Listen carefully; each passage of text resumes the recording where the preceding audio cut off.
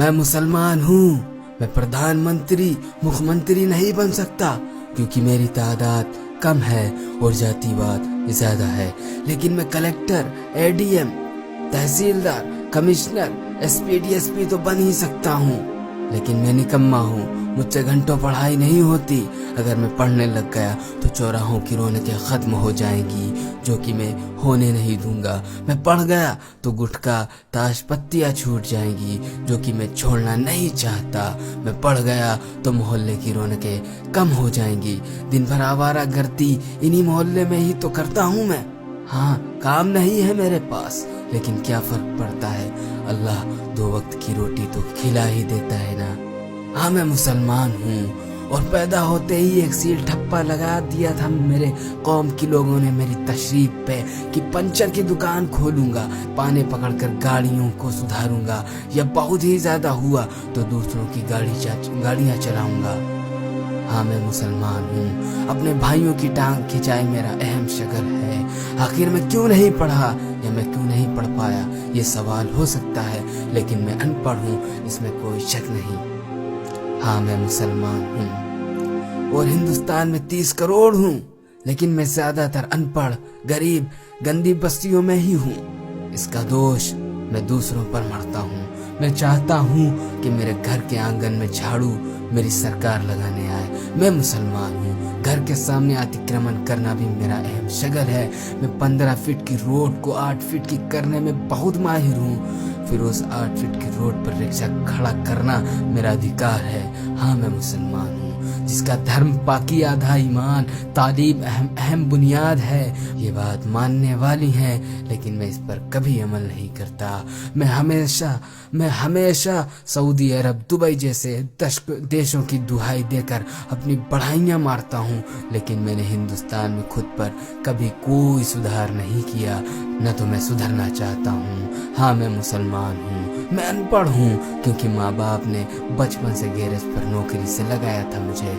मैं गरीब घर से हूँ, बेहतर तालीम देने के लिए माँ बाप के पास रुपया नहीं है, पैसा नहीं है, और मेरी कौम तालीम से ज्यादा लंगर को तवज्जो देती है, वो खिलाने को मात्र सवाब समझती है।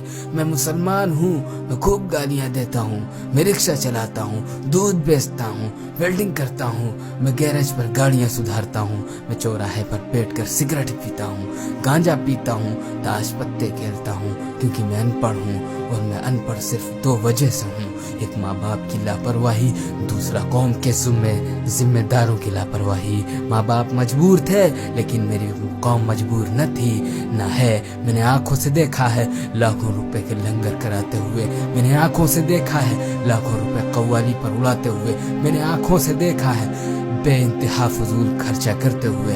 काश मेरे माँ बाप या मेरी कौम मेरी तालीम की फिक्रमंद होती तो आज मैं प्रधानमंत्री या मंत्री न सही, लेकिन मैं आज कलेक्टर, एडीएम, कमिश्नर जैसे बड़े पदों पर होता, बिना वोट पाए भी लाल बत्ती में होता, या कम से कम मैं डॉक्टर, इंजीनियर, आर्किटेक्चर या एक अच्छा बिजनेसमैन तो होता ही। लेकिन बचपन से हमारे कौम के लोग हमारे दिलों पर एक वहम बिठा दिया करते हैं कि मियाँ तुम मुसलमान हो और मुसलमान को यहाँ नौकरी आसानी से नहीं मिलती। लेकिन मैं ये तो भूल ही गया, मेरे नबी पाक सल्लल्लाहु अलैहि वसल्लम ने तमाम जिंदगी तिजारत की है और तालीम पर अहम जोर दिया। फिर मैं उनका उम्मती होकर नौकरी न मिलने की बात सोचकर तालीमात क्यों हासिल नहीं करता।